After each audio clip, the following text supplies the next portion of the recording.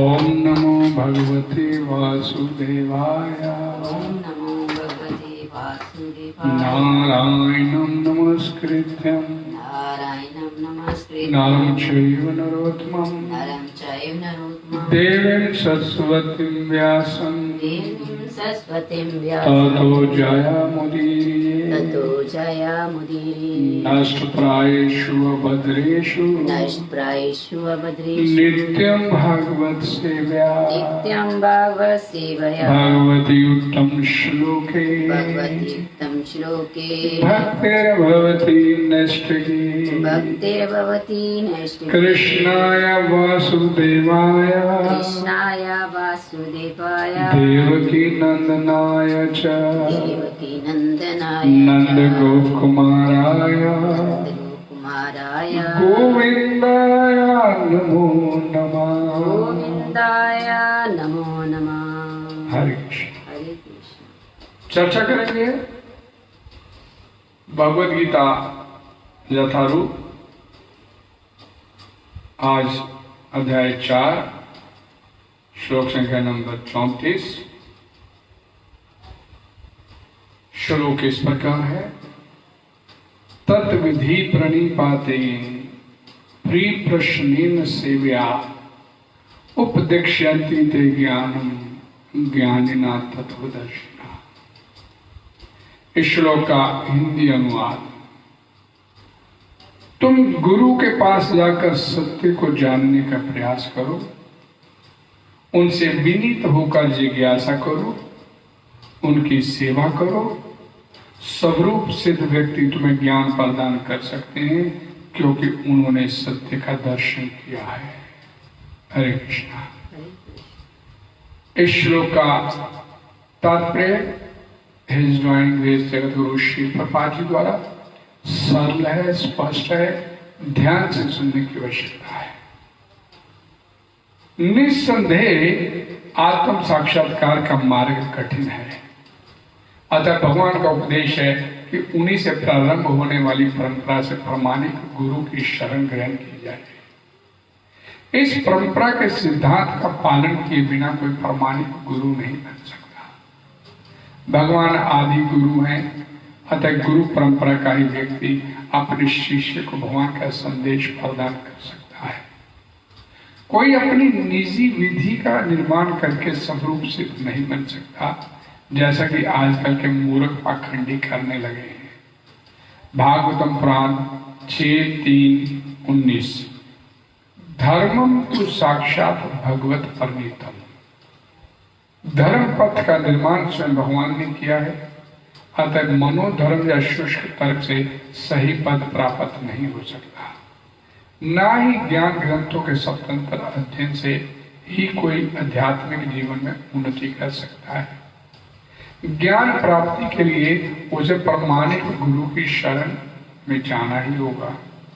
ऐसे गुरु को पूर्ण समर्पण करके ही स्वीकार करना चाहिए और अहंकार रहित होकर दास की भांति गुरु की सेवा करनी चाहिए। स्वरूप सिद्ध गुरु की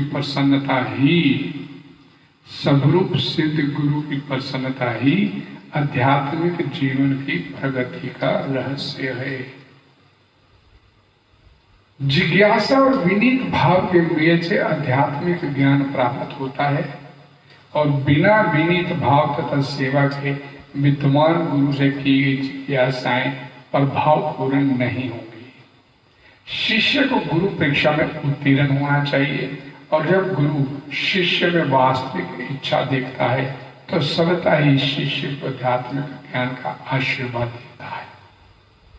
इस श्लोक में अंधा अनुगमन तथा निरर्थक जिज्ञासा, इन दोनों की भर्त्सना की गई है। शिष्य न केवल गुरु से विनीत होकर सुने, अपितु विनीत भाव तथा सेवा और जिज्ञासा द्वारा गुरु से स्पष्ट ज्ञान प्राप्त करे।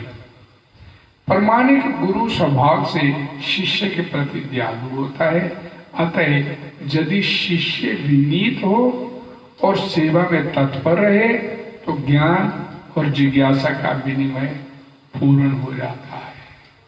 हरे कृष्ण। ओम अज्ञानतिमिरन्दस्य ज्ञानाञ्जनशलाकया चक्षुर्मिलितं येन तस्मै श्रीगुरवे नमः। श्रीचैतन्यमनोभीष्टं स्थापितं येन भूतले स्वयं रूपः कदा मह्यं ददाति सम्पदाति। नमो विष्णुपादाय कृष्णपृष्ठाय भूतले श्रीमद्भक्तिवेदान्त स्वामिनिति नामिने। नमस्ते सरस्वती देवी गौरवाणी प्रचारिणे निरविशेष शून्यवादी पाश्चात्य देशधारिणे। वाञ्छाकल्पतरुभ्यश्च कृपा सिन्धुभ्यश्च पतितनाम पावनेभ्यो वैष्णवेभ्यो नमो नमः। जय श्री कृष्ण चैतन्य प्रभु नित्यानंद श्री अद्वैत गदाधर श्रीवासादि गौर भक्तवृंद। हरे कृष्णा कृष्ण कृष्ण हरे हरे, हरे राम राम राम हरे हरे। भगवत ईश्वर गीता की जय, जगत गुरु श्री प्रभुपाद की जय।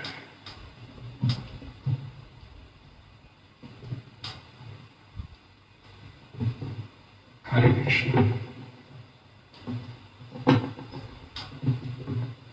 तत्विधि प्रणिपातेन परिप्रश्नेन सेवया उपदक्ष्यन्ते ते ज्ञानम ज्ञानिना तत्वदर्शिना।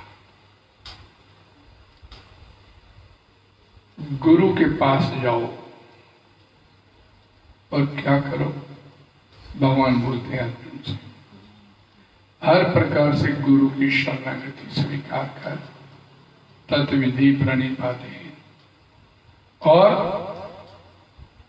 उनके पास जाकर सत्य को जानने का प्रयास कर। अर्थात गुरु के पास जाना किस लिए है,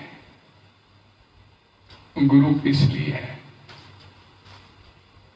गुरु का ये एक ही लाइन में सब कुछ स्पष्ट हो जाता है।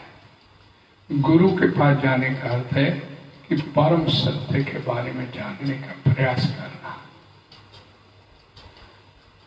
और विधि है जहां पर बताई गई, विनीत भाव से प्रणिपाते, विनम्रता पूर्वक उसके आगे जाके झुक जा।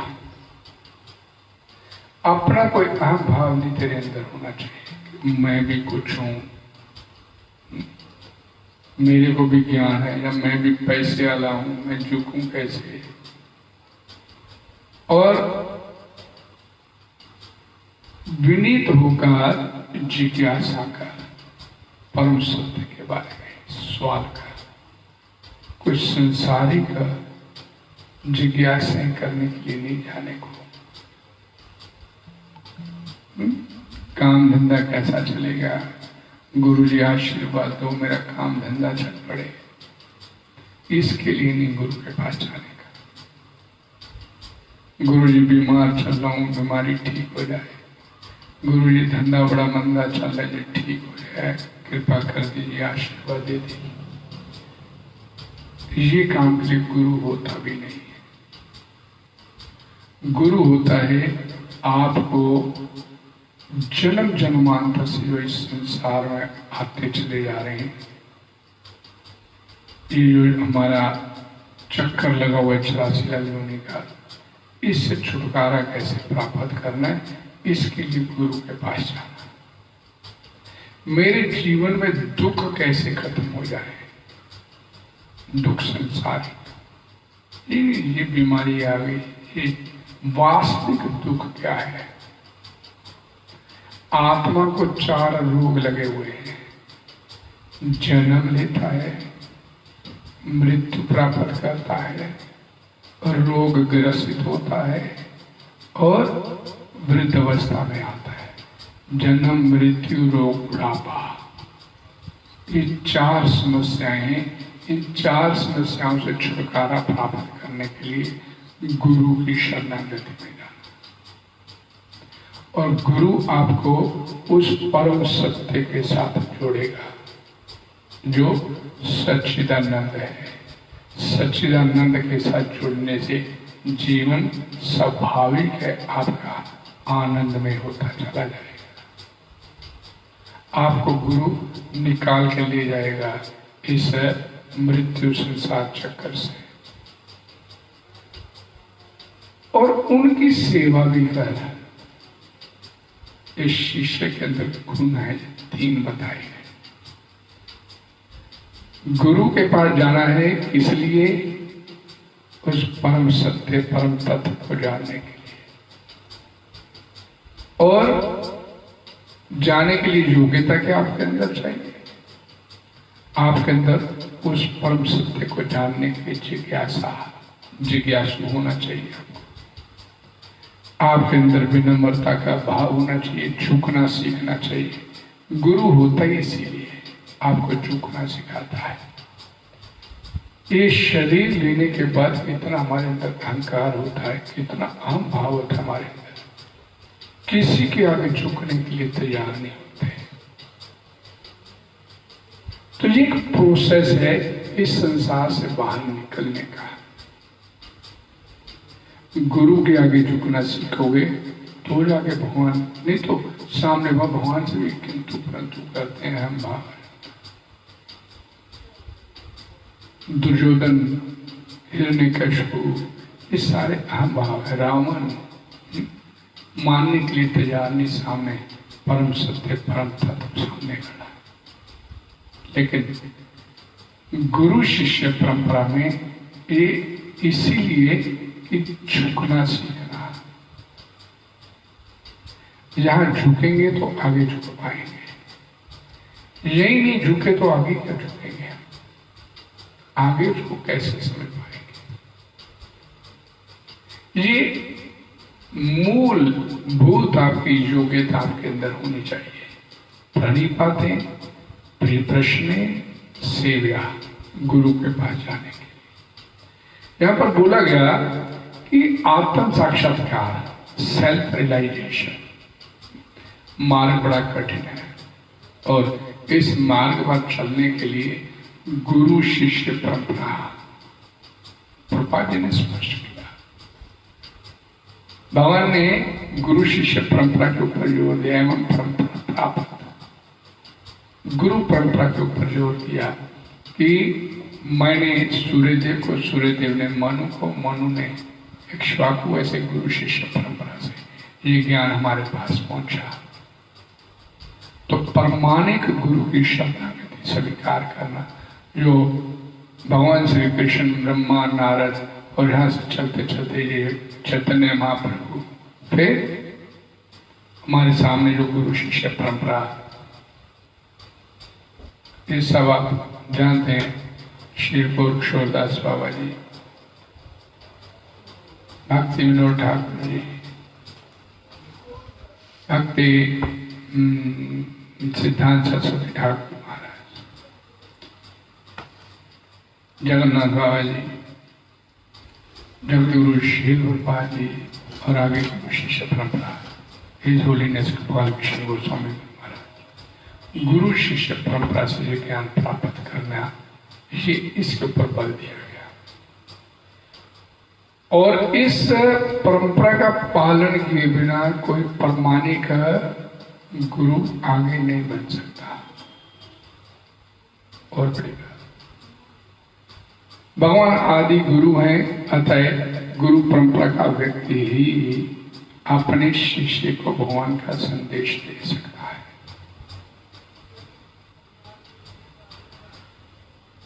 कोई भी व्यक्ति मनोधर्म, अपने मन से कोई धर्म पैदा कर लिया, अक्सर आजकल ये कलयुग है, ये हम तो ये विश्वास नहीं करते, ये क्या सनातन धर्म, ये हम तो अपनी मर्जी से मन में आया मैं ऐसा कर देते, ये नहीं चलेगा। मनोधर्म या शुष्क चिंतन, ये नहीं चलेगा। आपको अगर इस संसारिक चक्कर से छूटना है तो गुरु शिष्य परंपरा से ही आपको आगे इस रास्ते को स्वीकार करना पड़ेगा। इसमें समझिए इस बात को कि भगवान बोलते हैं प्रणिपाते, प्रणिपाते का वास्तविक अर्थ क्या है कि ज्ञान प्राप्ति के लिए अपने गुरु के पास जाए, साष्टांग दंडवत प्रणाम करे। और अर्थात गुरु के पास उस नीच पुरुष की तरह, अधम पुरुष की तरह, मेरे से अधम कोई नहीं है, आप ही गुरु महाराज मेरा उद्धार कर सकते हो, आप ही मेरा कल्याण कर सकते हो। मुझ जैसे पापी अधम नीच व्यक्ति का एकमात्र सहारा आप ही हो।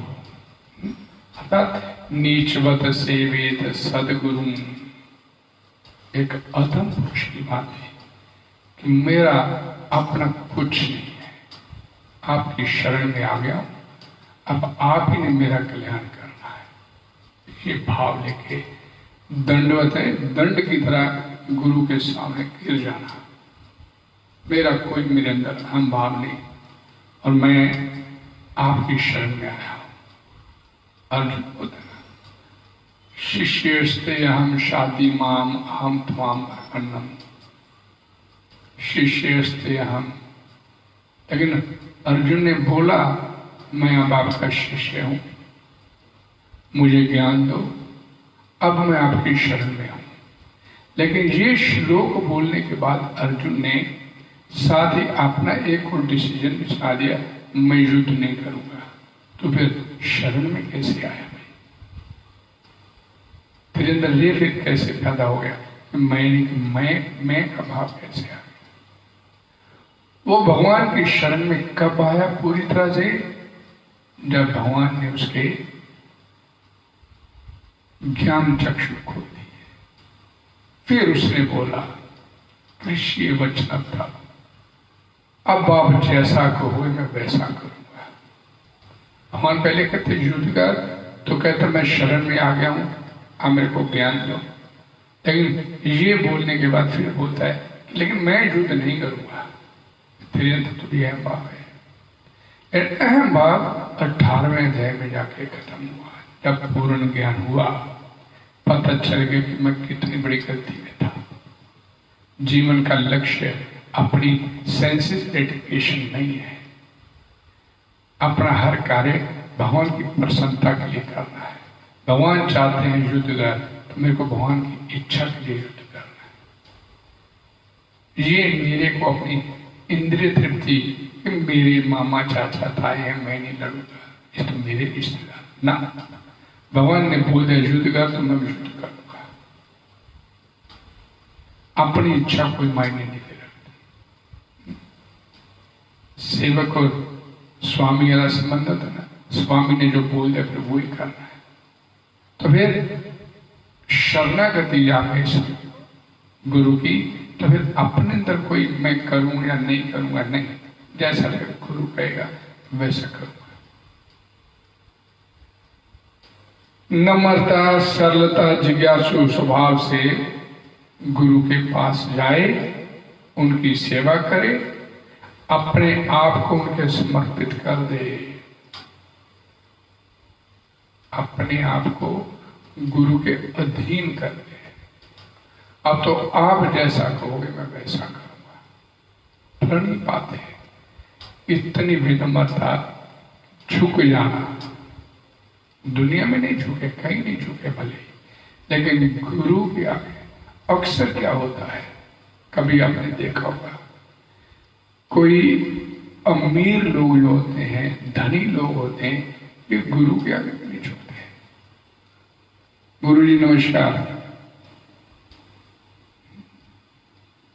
दंडवत प्रणाम नहीं करेंगे, साष्टांग प्रणाम नहीं करेंगे।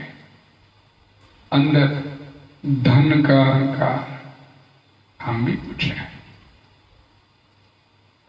लेकिन गुरु के पास तभी जाना चाहिए जब आपके अंदर इस भौतिकता से निकलकर अपने वास्तविक, अपने घर जाने की इच्छा, अर्थात अपना आध्यात्मिक जीवन सुधारने की इच्छा हो, तब गुरु के पास जाओ। फैशन के लिए गुरु धारण नहीं करने की आवश्यकता।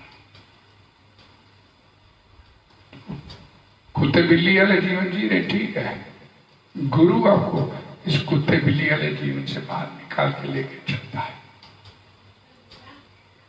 सेवा, शरीर और अपने पास जो कुछ है उससे गुरु की सेवा कर। वो प्रसन्न हो जाए, गुरु प्रसन्न हो जाए। अभी प्रभुपाद जी ने हमें क्या पढ़ा कि गुरु की प्रसन्नता ही आध्यात्मिक जीवन की प्रगति का वास्तविक रहस्य है। गुरु की सेवा, फिजिकल सेवा, सो के फिजिकल सेवा करनी चाहिए, लेकिन गुरु की वास्तविक सेवा क्या होती है? गुरु की वास्तविक सेवा किसे बोलते हैं? गुरु के कहे गए वचनों के ऊपर अमल करना। गुरु ने बोल दिया, गुरु का बोलना भी नहीं, गुरु के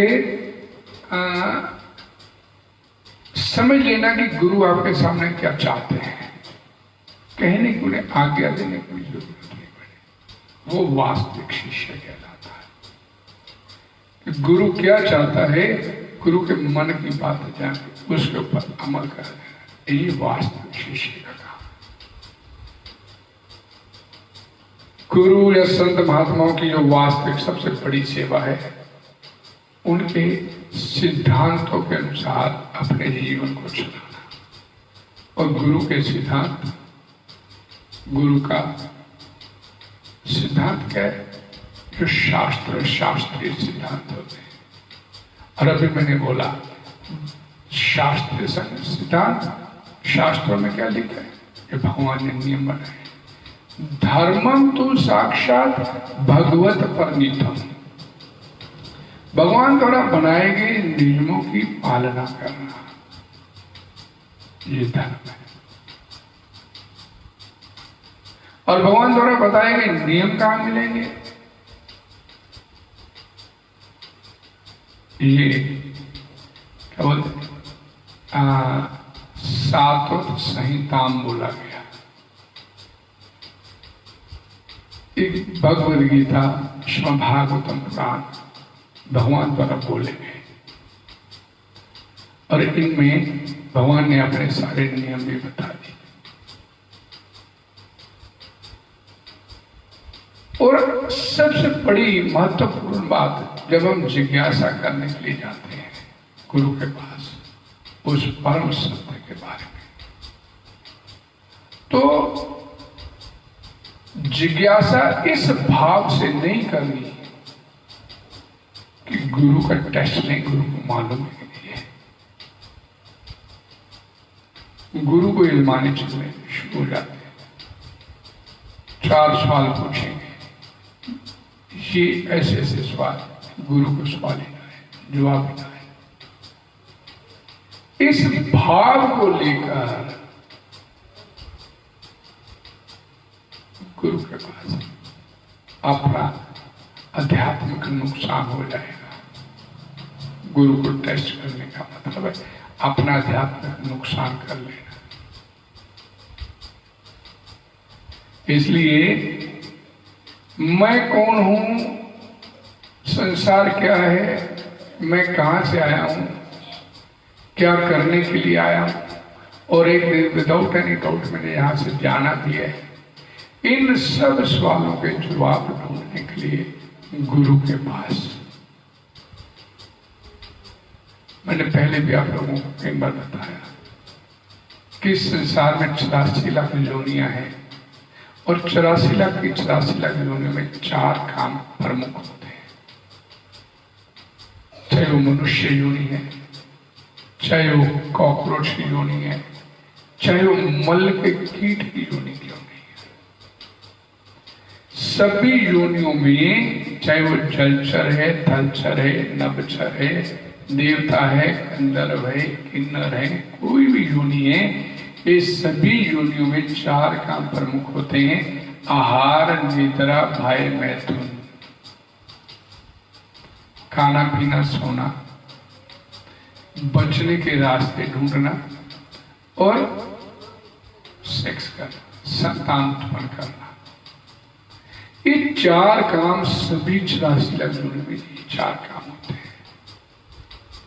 और इन 4 कामों के लिए हर योनि में हर जीव भटक रहा है। हर प्रकार की सुविधा भगवान ने इन योनियों में दी हुई है। कोई जीवात्मा सोना चाहता है ज्यादा तो रीछ की जोड़ी है, 8 महीने सोता है, 4 महीने शिकार करके अपना इकट्ठा करके खाता है। कोई भी किसी भी प्रकार की योनि है, वो सब योनियां जीवात्मा की रुचियों के अनुसार दी गई है। कोई खाने की इच्छा करता है, कोई मल खाना चाहता है, कोई गंदगी खाना चाहता है, गंदगी खा देगा, कोई मांसाहारी करना चाहता है। तो ये जितनी भी योनियां हैं, ये जंगल में शेर है, ये सारी योनियां जीवात्माओं की रुचियों के अनुसार भगवान ने डेवलप की हुई है। और जैसे जैसे जीव इच्छा करता है वैसे वैसे उसको भगवान उसका शरीर प्रदान करते चले जाते हैं। जब जन्म जन्मों के कोई पुण्य कर्म उदय होते हैं, उसे मनुष्य योनि मिलती है और उसे उब जाता है जब इस संसार से, तो फिर उस परम सत्य के बारे में जिज्ञासा करता है, उसके ऊपर कोई विशेष कृपा होती है, फिर वो गुरु की शरण में जाता है। नहीं निकलना है मेरे को संसार से, मैं क्यों दुख काट रहा हूं, ये शरीर छोड़ूंगा तो अगला एक को शरीर मिल जाएगा। जैसे इस जन्म के कार्य हैं, के कर्म हैं, उनके अकॉर्डिंगली अगला शरीर आपके लिए तैयार हो रहा है। ये शरीर आपसे तभी छुड़वाया जाता है जब आपके लिए अगला शरीर तैयार, उसकी सारी पृष्ठभूमि तैयार हो जाती है, ये छुड़वा लिया जाएगा। अब इस शरीर से इस के जो आवागमन के चक्कर से छूटना है तो गुरु की शरणागति स्वीकार करनी पड़ेगी। श्रील प्रभुपाद जी इस बात को बड़ी गंभीरता से लेते हैं, बड़ी ध्यान से समझने वाली बात है। श्रील प्रभुपाद जी का एक इंटरव्यू लंदन में, यूके में लंदन टाइम में उनका प्रसारित हुआ interview. Srila Prabhupada ji London time के साथ हुए एक इंटरव्यू में स्पष्ट करते हैं, आप यदि स्वयं को छलवाना चाहते हैं, इस बात को मैं अभी क्लियर करता हूं, ध्यान से समझिए, सुनिए ध्यान से। आप अपने आप को छलवाना चाहते हैं, ठगवाना चाहते हैं, तो आपको अनेक ठग गुरु प्राप्त हो जाएंगे। परंतु यदि आप निश्चल हैं तो आपको निश्चल गुरु की ही प्राप्ति होगी। सच्चे गुरु श्री भगवान के प्रतिनिधि हैं तथा वे भगवान से संबंधित विषय के अतिरिक्त और कुछ भी चर्चा नहीं करते। गुरु आपसे सिर्फ उस परम सत्य के बारे में बात करेगा और उसके पास कोई टॉपिक नहीं होता। सच्चा गुरु व्यापारी नहीं होता, वह भगवान का प्रतिनिधि होता है, और जो कुछ भी भगवान कहते हैं गुरु केवल उसकी पुनर्वृत्ति ही करता है। प्रभुपाद जी इस बात को बोलते थे कि मैं एक डाकी की तरह हूं, मेरे को जो पीछे से ज्ञान मिला एज इट इज वो ज्ञान मैंने आगे अपने शिष्यों को दे दिया। डाकिए को पीछे से 100 रुपए का मनी ऑर्डर मिलता है, आगे वो 100 रुपए दे देता है, अपनी तरफ से 99 नहीं करता, 101 नहीं करता। डाकिया तो प्रभुपाद बोलते मैंने भी वही किया, वही बोला जो पीछे से मेरे को मेरे गुरु आचार्यों ने मेरे को प्रदान किया, और मैंने आगे अपने शिष्यों को दिया। और मैंने अपनी तरफ से कोई धर्म नहीं मैंने तैयार किया, जो कुछ भी मैंने इस कौन की स्थापना करके अपने शिष्यों को दिया, ये मेरे को पीछे से शास्त्रों से जो एज इट इज मिला, मैंने एज इट इज उसे आगे अपने शिष्यों को दे दिया यथार्थ। इसके अतिरिक्त गुरु और कुछ नहीं कहता। इसका एक अंश है इंटरव्यू का, ध्यान से सुनिएगा, आपको बड़ी क्लैरिटी होगी गुरु शिष्य के ऊपर, गुरु कैसा होना चाहिए और जीवन में गुरु को धारण करने की आपको कितने सिंसियर और सीरियस होने की आवश्यकता है। ये नहीं कि भाई किसी ने बोल दिया वो जी मेरे गुरु हैं, बड़ी कृपा बरसाते हैं, चलो आपको भी मैं ले चलता हूँ, चलो हम भी उसके पीछे चले गए, गुरु धारण करके आ गए। साल में एक बार जाके हाजिर लगाते हैं, कोई भेंट बूट दे आते हैं। गुरु अपने घर खुश, हम अपने घर खुश। कोई पूछ रहा हाँ जी हमारे भी गुरु है। गुरु धारण करने के बाद एक बात ध्यान से समझ लीजिए, अगर आपने मन से किसी को गुरु धारण कर लिया तो आपके जीवन में बदलाव, परिवर्तन दिखना चाहिए। बड़ी महत्वपूर्ण बात। गुरु धारण करने के बाद आप फिर संसारिक जीव नहीं रह गए। जैसे हर कर्मी लोग करते हैं, संसार में लगे हैं, आहार निद्रा भय मैथुन में फंसे हैं, खा लिया पी लिया सो लिया, बचने के रास्ते ढूंढे, सेक्स किया, संतान पैदा किया, और इसी को जीवन समझते हैं। फिर इसमें आपके जीवन में एकदम बदलाव दिखना चाहिए। अगर आपके अंदर ये बदलाव नहीं आ रहा तो इसका मतलब आपने अपने गुरु को सीरियसली सिंसियरली नहीं लिया।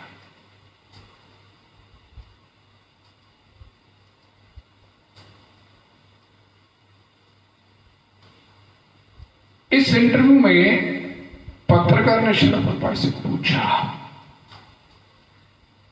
उस व्यक्ति के लिए क्या किया जाए जो गंभीरता पूर्वक अपने आध्यात्मिक जीवन को शुरू करना चाहता है परंतु उसे सच्चे गुरु की प्राप्ति नहीं हो पाती। वास्तव में शुरू आध्यात्मिक जीवन सिंसियरली और सीरियसली करना चाहता है, लेकिन उसे गुरु मिल जाता है, कोई ठग गुरु मिल जाता है, उसका क्या होगा? तो श्रील प्रभुपाद ने उत्तर दिया, जब केवल आप एक साधारण सी शिक्षा प्राप्त करना चाहते हैं तब उसके लिए आपको इतना समय, परिश्रम, बुद्धि, धन प्रयुक्त करना पड़ता है। उसी प्रकार यदि आप आध्यात्मिक जीवन ग्रहण करने जा रहे हैं तो आपको अवश्य ही गंभीर होना पड़ेगा। सिंपल सी बात। बच्चे को स्कूल की एजुकेशन दिलाना चाहते तो 10 स्कूलों को ढूंढते हैं, देखते कौन सा बढ़िया स्कूल है और कितना माथापाची करते हैं, समय लगाते हैं, एनर्जी लगाते हैं, धन लगाते हैं, सब कुछ। और ये भौतिक एजुकेशन प्राप्त करने के लिए,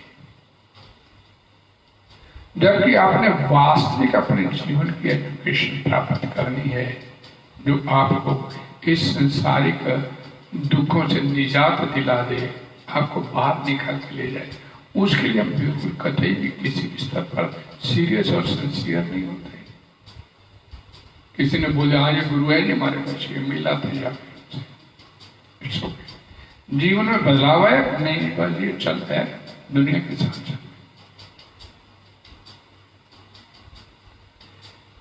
ये कैसे संभव है कि केवल कुछ अद्भुत मंत्रों के द्वारा कोई 6 माह में आपको भगवान बना दे?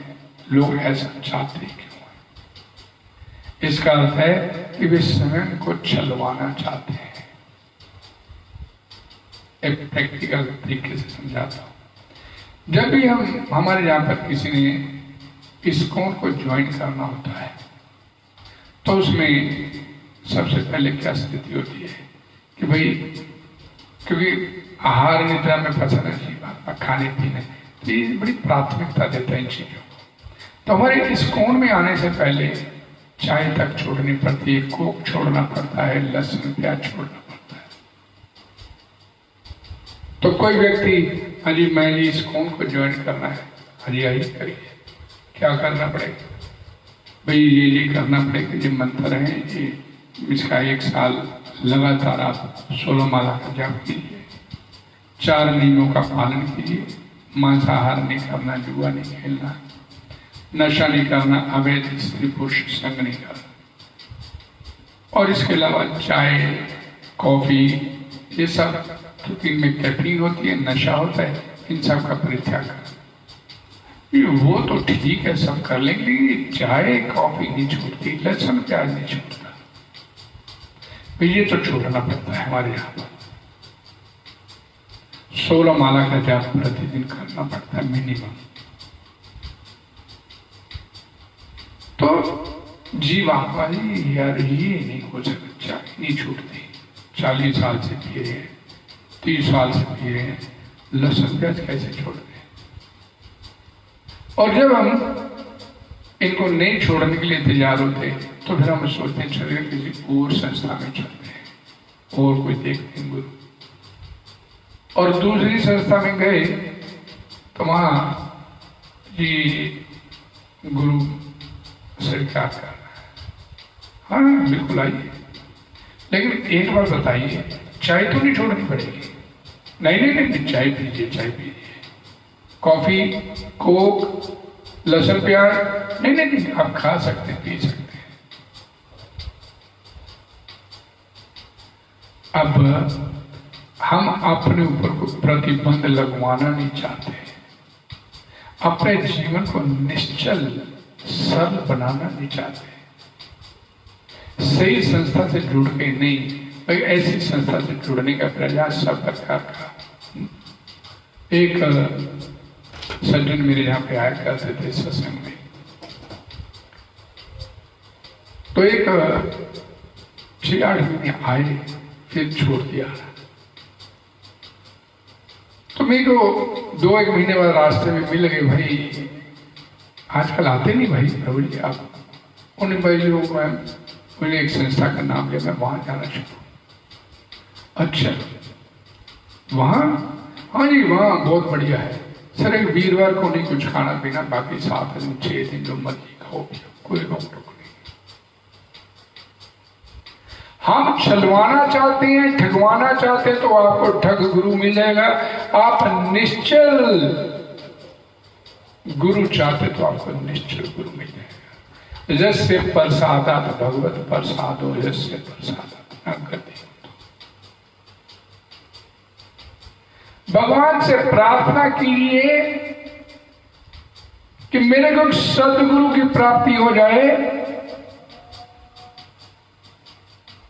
आपके अंदर सदगुरु प्राप्त करने की प्रबल इच्छा है, प्रबल भावना है, तो आप भगवान आपके हृदय में बैठे हैं। दुनिया को तो धोखा दे सकते हैं, लेकिन अंदर बैठे भगवान को धोखा नहीं दे सकते। उनको पता है कि इसके अंदर कितनी प्रबल भावना है उस सदगुरु को प्राप्त करने की। तो जैसी आपकी भावना होगी वैसा गुरु भगवान आपको मिलवा देगा। आप ठगवाना चाहते, अपने आप को ठग गुरु मिल जाएगा। आप चाहते कि मेरे को वास्तव में सदगुरु मिल जाए, तो आपको सदगुरु की प्राप्ति करवा देंगे, और फिर उस सदगुरु से आपको भगवत प्राप्ति हो जाएगी। उसकी कृपा से गुरु मिलेगा और गुरु की कृपा से उसकी प्राप्ति हो जाएगी। ये एक कंप्लीट साइंस है, विज्ञान है, अंदर बैठा हुआ। दुनिया को तो धोखा दे सकते हैं, लेकिन उसको धोखा नहीं दे सकते। आपके मन की बात भी जानता है। हाँ, भगवान का एक नाम है त्रिकालदर्शी, त्रिकालज्ञ। आपने कल क्या करना है उसको ये भी मालूम है। तो जैसी आपकी भावना, जैसी आपकी इच्छा होगी, वैसा गुरु आपको मुहैया हो जाए। कोई व्यक्ति ये कैसे कह सकता है, पत्रकार ने पूछा, कि उसको सदगुरु की प्राप्ति हुई है? तो प्रोफाइल ने बड़ा सिंपल सा उत्तर दिया। इस प्रश्न का उत्तर तो मेरा कोई भी शिष्य दे सकता है। और वो शिष्य कौन से थे? जिनका जीवन आहार निद्रा भाई मैथुन में नहीं। जब शिला प्रभुपाद जी विदेश गए थे, न्यूयॉर्क में गए थे, तो नर्क की राजधानी बोलते थे उसे, न्यूयॉर्क। अवैध स्त्री पुरुष संग, इलिसिट सेक्स, नशा, जुआ, मांसाहार, सब कुछ भरमार थी। और वो लोग शिला प्रभुपाद जी की शरण में आए, जिनको वास्तव में जो सीरियस और सिंसियर थे अपने आध्यात्मिक जीवन को लेकर, स्पिरिचुअल लाइफ को लेकर, और सब कुछ छोड़ दिया और सिर उठा दिए, सिर बाल साफ करा दिए, धोती कुर्ते डाल दिए, स्त्रियों ने कॉटन की साड़ियां डाल दी, सब कुछ बदल गया। मैंने पहले बोला था कि गुरु के संपर्क में आने के बाद आपके अंदर परिवर्तन होना चाहिए। परिवर्तन नहीं हुआ तो इसका मतलब हमारे अंदर चलने की कमी भी है।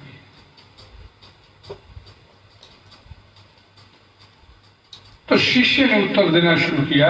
मुझे याद है कि एक बार जॉन लेनन ने आपसे पूछा था कि मुझे कैसे ज्ञात होगा कि कौन सच्चा गुरु है, और आपने उत्तर दिया था केवल ये ढूंढ निकालिए कि कौन भगवान श्री कृष्ण के सबसे अधिक आसक्त है, अटैच है। कौन व्यक्ति? गुरु वही है जो भगवान से सबसे ज्यादा अटैच है, और ऐसा व्यक्ति ही वास्तव में सदगुरु होता है।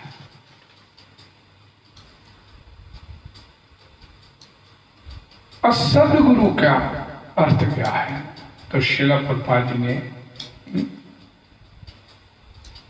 जब ये पूछा उस पत्रकार से, असदगुरु आप किसे कहते हैं? एक तो सदगुरु हो गए, और सदगुरु किसे आप कहते हो? तो पत्रकार ने बोला, एक असदगुरु कुछ धन तथा प्रसिद्धि प्राप्त करना चाहता है।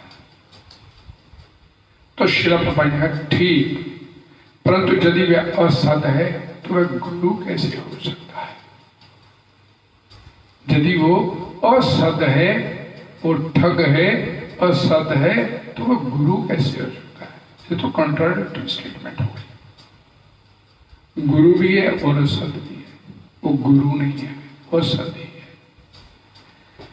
हंसते हुए बोले कि लोहा सोना कैसे बन सकता है? वास्तव में गुरु बुरा हो ही नहीं सकता, क्योंकि यदि कोई बुरा है तो वह गुरु नहीं हो सकता। सीधी सी बात। अगर वो बुरा है तो वह गुरु नहीं हो सकता, और बुरा गुरु आप नहीं कह सकते। ये विरोधाभास है, ये कंट्राडिक्टरी है। आपको केवल ये समझने का प्रयास करना है कि सदगुरु क्या होता है, सच्चे गुरु की परिभाषा क्या है, कि वे केवल भगवान के विषय में ही बोलता है, बस आपसे कोई संसारिक बात नहीं करता।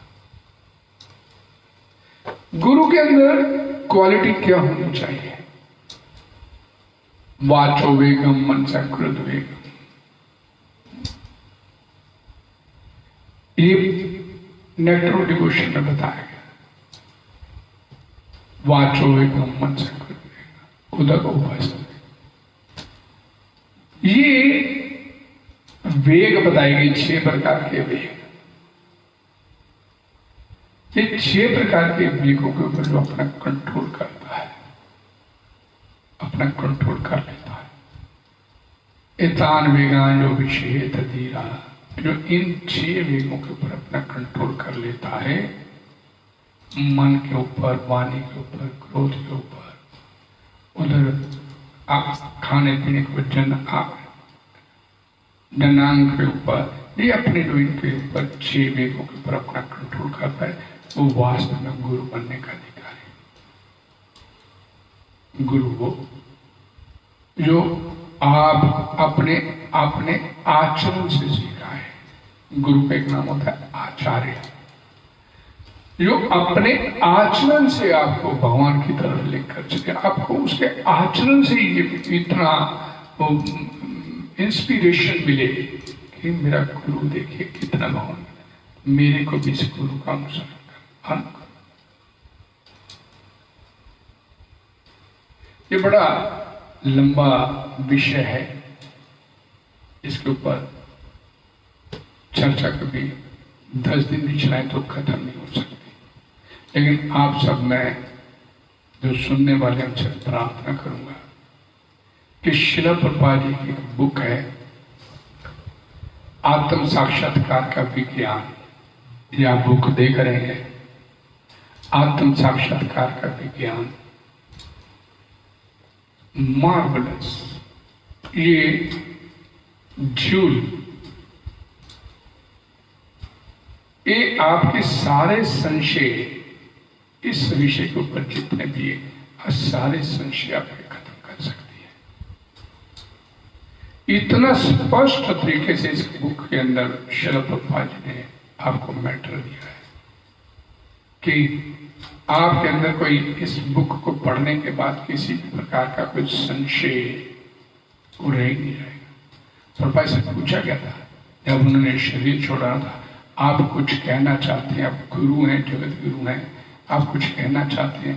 तो प्रभुपाद जी ने बोला था कि मैं जो कुछ कहना चाहता था मैंने अपनी बुक्स में बोल दिया।